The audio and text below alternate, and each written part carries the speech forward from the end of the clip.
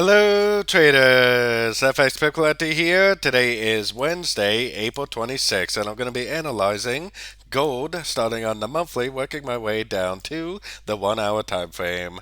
But first, take a look at my new trading course available to all gold Patreon members. The link for that can be found up here in the corner.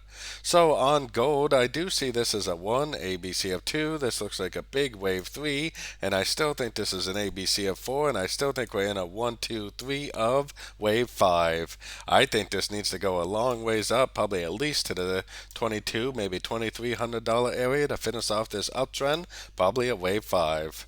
So let's take it down to the weekly time frame. On the weekly time frame, we kind of got to squish this down a little bit to see what it is I'm talking about. But I do believe that this first move up is a 1. I believe this is a 2.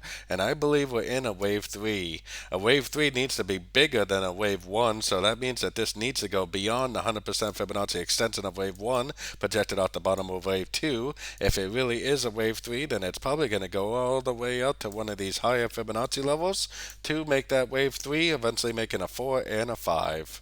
So let's keep that in mind also and head down to the daily time frame. On the daily time frame, now we definitely did break structure to the downside here, but as you can see, price never closed below and never held below structure. That tells me that the trend is still up. Like I've been saying, I wouldn't be surprised if it did make a bigger pullback before it went up, which would definitely be completely normal looking. But the way it looks like it's trying to go up, and I would be actually more surprised if it didn't just continue the uptrend, making those higher highs, higher lows, especially if this really is a wave 3, which I do believe it is. So taking it down to the 4 hour time frame. 4 hour time frame, definitely a little bit of a mess, but it does look to me like a downtrend, probably an A. I still think this looks like 3 waves up for the B, and this possibly could have already made a wave C. We are definitely making a move up right now. It's not very strong yet, but it does possibly look like it has ended an ABC correction.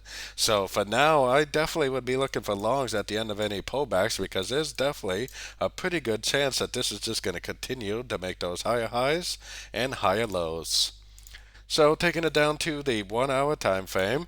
1 hour time frame, we definitely have impulsive up. We have 3 waves down. We have another impulsive up. It looks like another 3 waves down.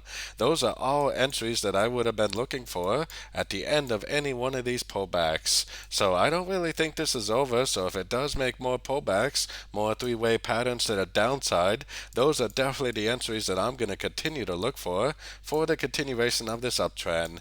Like I said, I wouldn't be surprised if it did make a move to the downside, but until it actually does make a nice impulsive engulf and move down, I am just going to continue to look for longs at the end of any of these pullbacks the whole way up.